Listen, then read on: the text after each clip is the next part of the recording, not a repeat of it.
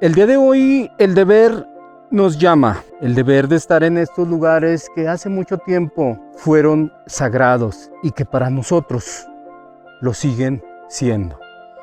Descubrir esta huella o redescubrirla y estar en el lugar es algo maravilloso, pero aquí justamente nosotros tenemos que marcarle a usted, el público maravilloso, lo que fue hace muchos años. Interpretar, tratar de hacerlo justo aquí en el lugar, es lo que hoy los quiero invitar. Esto es un En Busca de la Leyenda más. Acompáñeme.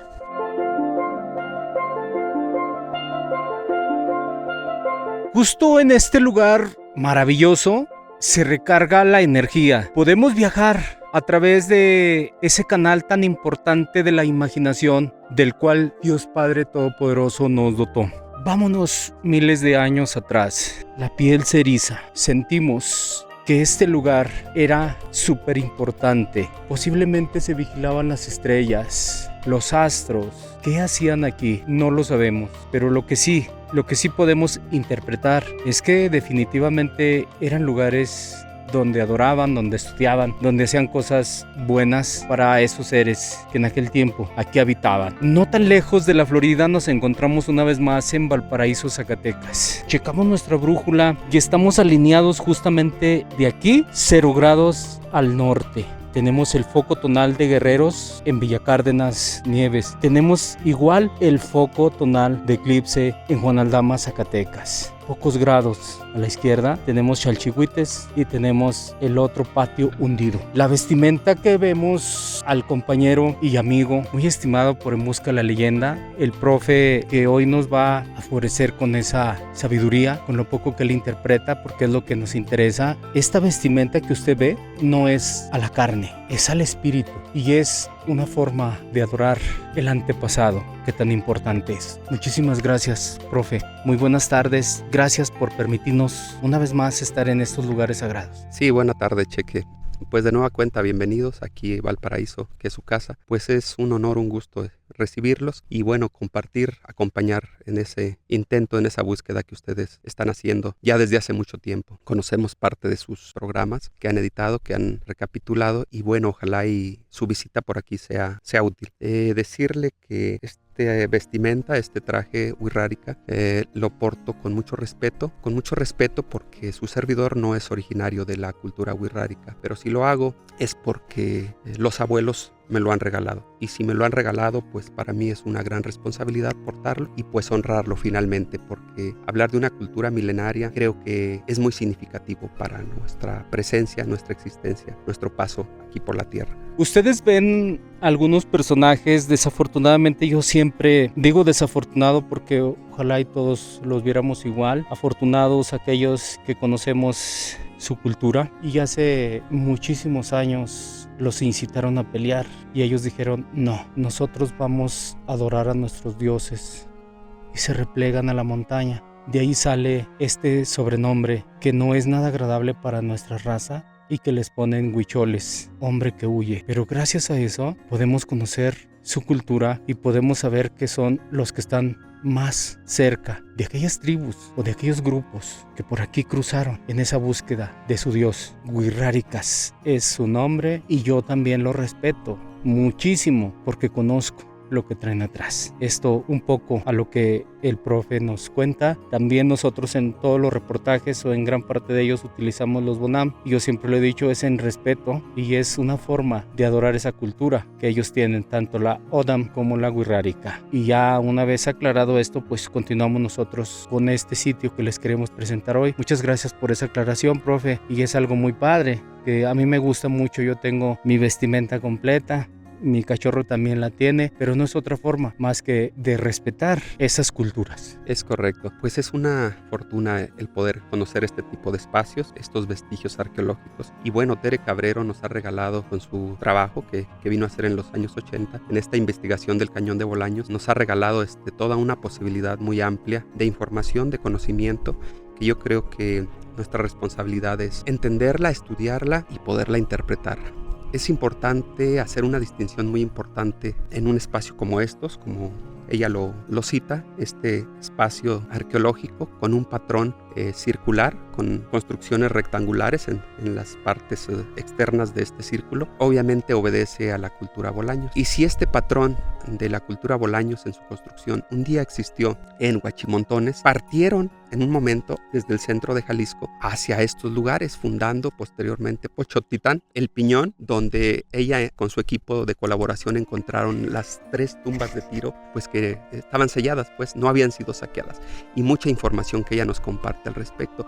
Luego siguieron en esa colonización, en esa fundación, desde estos lugares al Valle de Mezquitic, y ahí estuvo puntos muy importantes como Cerro Prieto. Posteriormente subieron sobre el cañón hacia el norte, y bueno, estamos en este lugar precioso que es la Florida. Y bueno, específicamente al lado de la Florida, como ellos acostumbraban a hacer sus construcciones al lado del cañón, una a un lado, la otra al otro, nos encontramos justamente al lado de la Florida, en este lugar como frontera antigua para la revisión del contexto o el manejo comercial de su intercambio que hacían con él, específicamente aquí a lo corto con Chalchihuites. Entonces aquí nos encontramos en el lugar llamado Las Pilas del Álamo, y bueno, este espacio creo que es muy significativo por muchas razones. Una de las cosas que hemos atestiguado es que este lugar es fundamental para ver el equinoccio. Obviamente tenemos un mapa permanente que son los cerros, y nos hemos dado cuenta que aquí justamente en un lugar muy importante que es la cúspide de un cerro se puede observar el equinoccio de septiembre y el equinoccio de marzo, el equinoccio de otoño y el equinoccio de primavera. Es importante hacer una distinción para poder entenderlo. Dentro de este contexto de la observación, que no es nueva, era su herramienta, yo creo, inicial, su herramienta principal de trabajo del antiguo bolañense, y seguramente un día se dieron cuenta que este lugar podía señalarnos justamente la observación del paso cenital. Antes de comentar o puntualizar sobre esta observación del equinoccio en este lugar, quiero comentar que hay un contexto atrás de todo esto y un vínculo, por ejemplo, con la cultura azteca o mexica. Es importante recordar, para hacer una recapitulación, que estamos a unos días justamente de dar fe o testimonio, quizá como observadores, de un evento que va a haber a nivel nacional. En México, Tenochtitlan, el día 26 de julio, que estamos a justamente una semana, se va a celebrar el aniversario número 700 de la fundación del México Tenochtitlan, obviamente avalado por la presidenta de la República. Esto para mí es muy significativo. Lo comento en una contextualización de la siguiente manera. Nosotros nos encontramos justamente aproximadamente a alrededor de un grado, latitud norte de Chalchihuites. Chalchihuites como lugar de importancia de la cultura bolañense. Es decir, en ese intercambio comercial era importante el manejo comercial desde el centro de Jalisco, como la obsidiana, el tabaco, la sal, quizá la que traían desde el Pacífico, y traerla a lugares o a sociedades del norte.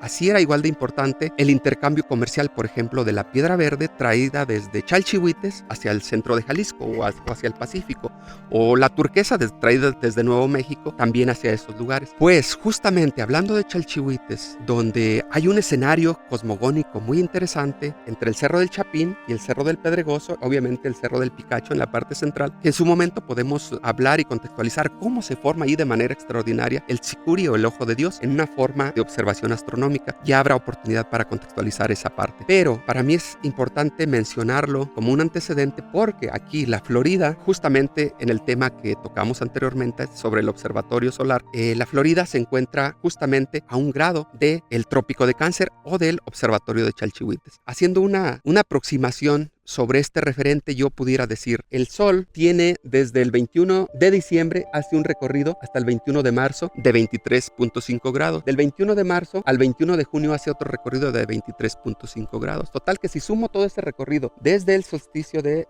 diciembre hasta el solsticio de junio o de verano, me puedo dar cuenta que son 47 grados, si no me equivoco. Pero si mido el recorrido de ida como el recorrido de vuelta, podemos aproximar 94 grados de recorrido en un contexto de observación del movimiento solar. Pues justamente ese movimiento solar yo lo pudiera contextualizar con números. 360 días que tiene una circunferencia, lo pongo en contexto con 40.075 kilómetros que tiene la circunferencia del tamaño de la Tierra. Obviamente son datos aproximados, aquí lo que importa es el referente. Bueno, si yo divido esa esa cantidad de 40.075 kilómetros o entre 365 grados, yo pudiera tener un referente de aproximadamente 111, digamos 100 kilómetros de distancia desde aquí a Chalchihuites. Obviamente debe haber ajustes.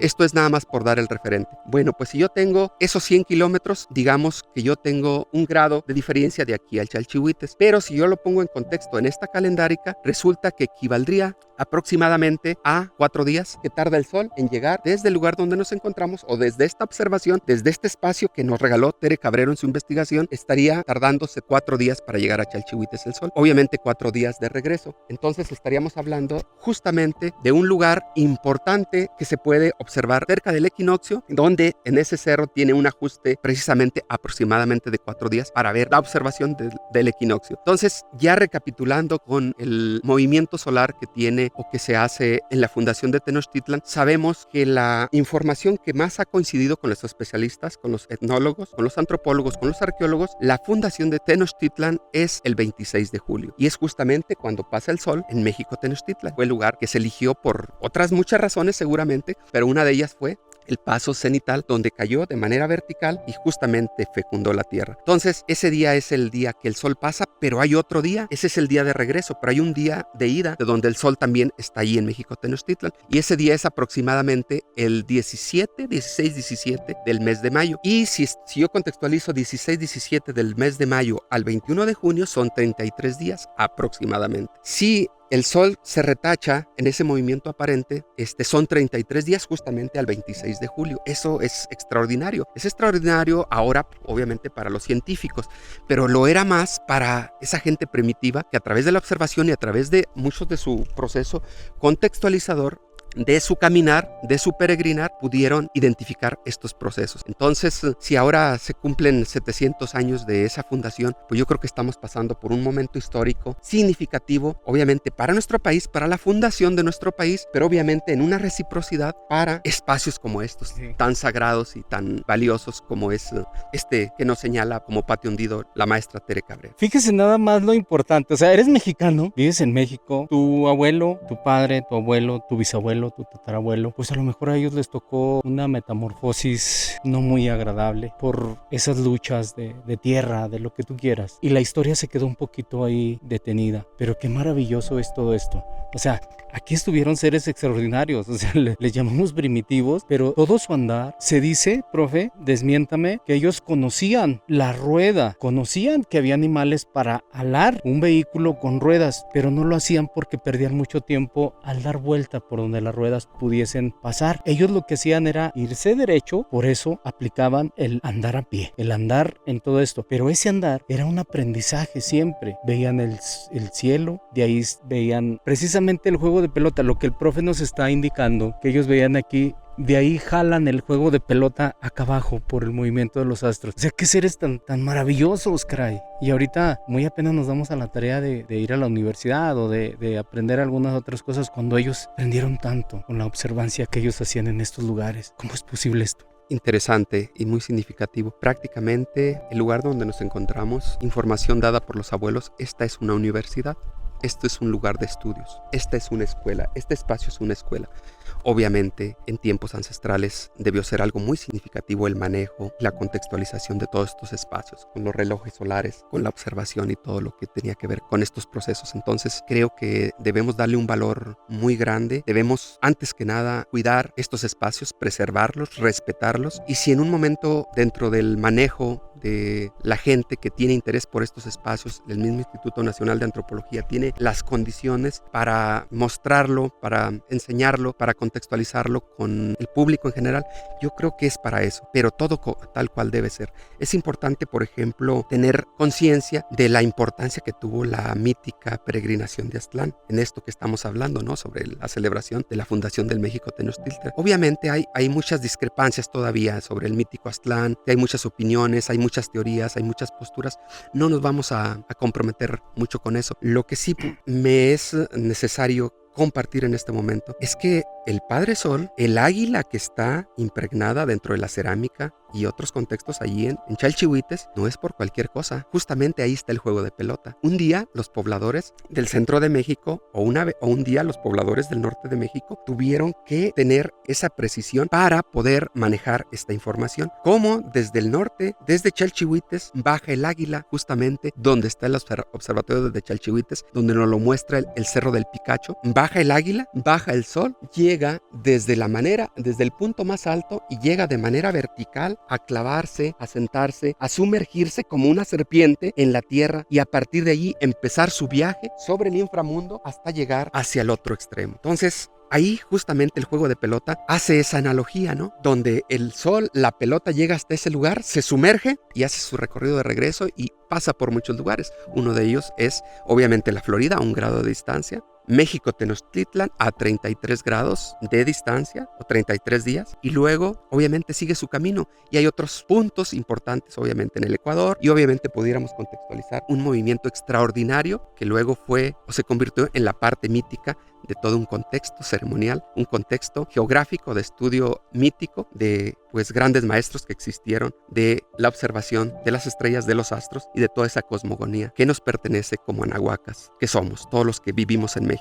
Maravilloso. O sea, estudias, observancia, estudias, sacas todas esas matemáticas, las mezclas, va, viene, lo que nos dice el profe, cuentas los días, todo esto. Después de eso lo aprenden, lo conocen, lo bajan y lo convierten en un juego de pelota. ¡Qué maravilloso! O sea, lo estudias primero, lo entiendes y luego lo pones aquí para que practiques un juego como lo hacen los astros allá. ¡Maravilloso! Excelente. O sea, este lugar, hasta ahorita estoy escuchando y sí, me suena una universidad. El patio hundido posiblemente fue, no sé, imagínese usted la parte más importante de ese laboratorio donde se hacían pruebas, muestras, ensayos y demás. Aquí donde estamos. Tenemos ahí este montículo que la mayoría de los patios hundidos los hemos visto, en unos más grandes, en unos más pequeños, pero aquí lo tenemos. Posiblemente este fue de mucho tiempo atrás de los que hemos documentado, porque los otros son una tipo pirámide, pero aquí está, justamente de piedra. Y lamentable, saqueado. Obviamente existe solo el vestigio, ¿verdad? Habrá otros espacios que no se pueden observar a simple vista, pero nosotros apelamos a la posibilidad todavía de que un día la Florida, sobre todo los lugares más importantes, puedan ser edificados, como Cerro de las Ventanas, como el Teúl de González Ortega y como lo es La Quemada, como lo es Chalchihuites. Entonces creo que el lugar de importancia es igual que todos estos lugares. Entonces si un día eso ocurriera, imagínense cómo pudiéramos observar este patrón de asentamiento de los originarios de Teuchitlán en Huachimontones, donde de ahí de alguna manera partió esta cultura o el patrón de asentamiento de esta cultura, que es el mismito, así como lo cita Tere Cabrero. Y si contextualizáramos un poquito sobre la cultura capacha, el opeño en Michoacán, yo creo que nuestra percepción, nuestro entendimiento crecería mucho más, de tal manera que yo invito a quien guste sumergirse en este mundo del conocimiento. Obviamente son precisiones, porque la etnografía, la etnología, a eso nos invita, pero obviamente quien está dedicado a este trabajo, nosotros nada más intentamos estudiarlo, pero quien está dedicado a este trabajo, que son los antropólogos, los arqueólogos, yo creo que aportan de manera muy significativa muchas cosas que a nosotros nos dan luz para podernos sumergir en este intento. Entonces la cultura capacha, la cultura opeño, el ver esa posibilidad de cómo en un momento determinado pudo haber ese contacto con el centro y con Centroamérica, yo creo que nos pone en un escenario de búsqueda, de intento y de poder en un momento determinado recapitular mucha información que finalmente obedece a toda la cultura del año. Entonces el reto es grande, el reto es significativo y sobre todo si queremos conocer realmente nuestro pasado, conocer nuestro origen, sobre todo los que somos lugareños, que somos de aquí, yo creo que vale la pena. Imagínese todo esto desasolvado. Acompáñeme un poquito para acá.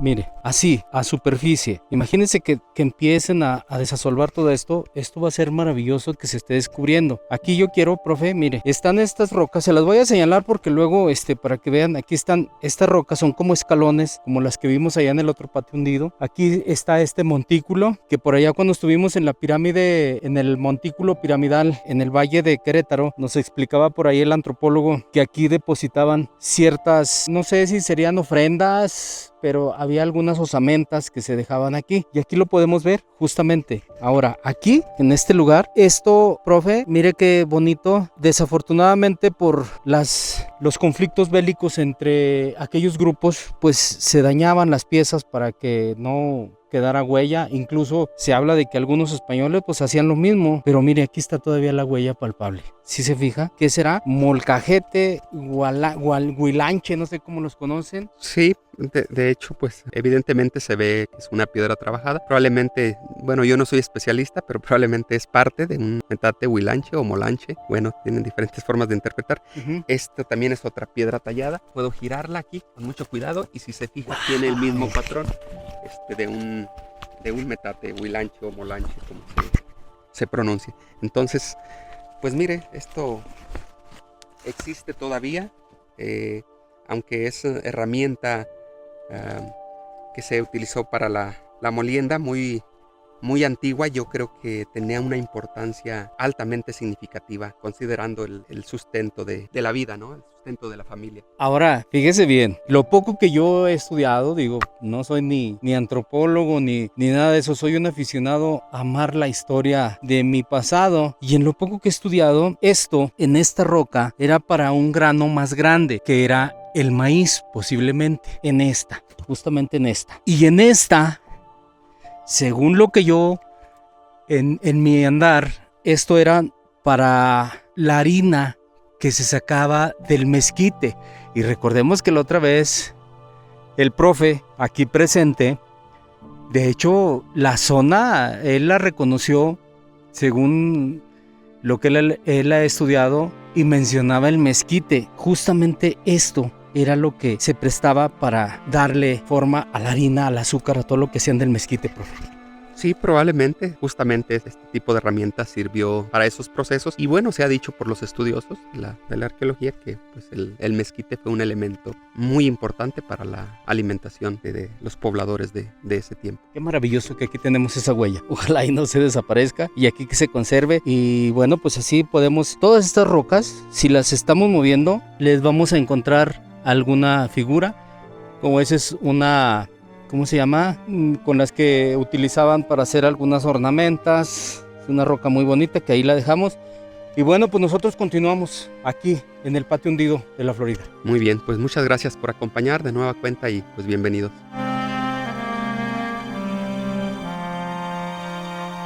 Bueno, pues nuevamente aquí estamos acompañando a Cheque y a su equipo de colaboradores. Pues agradecer, Cheque, esta ofrenda que le hace a un servidor y obviamente a este lugar.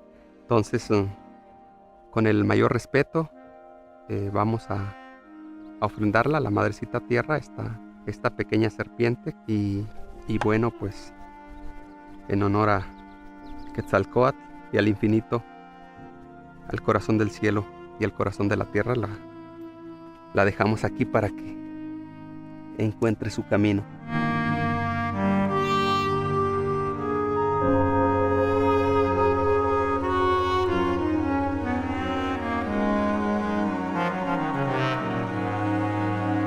El lugar a lo mejor importa tenerlo en nuestra mente para alguna vez poder visitarlo con mucho respeto. Estos lugares se deben de conservar en muy buen estado. Siempre que ustedes vean una roca con cierto trabajo de nuestros antepasados, pues no se la lleven, manténganla ahí, porque esa es parte de la historia que alguna vez nos va a contar. Si tú te la llevas a tu casa, la historia se va a perder. Aquí se quedan como guardianes de la historia que alguna vez se escribió. ¿Y sabe cómo? Con mucho sacrificio y con mucho esfuerzo. Personas extraordinarias estuvieron aquí. Los llamamos primitivos. Pero vean nada más esta huella tan preciosa.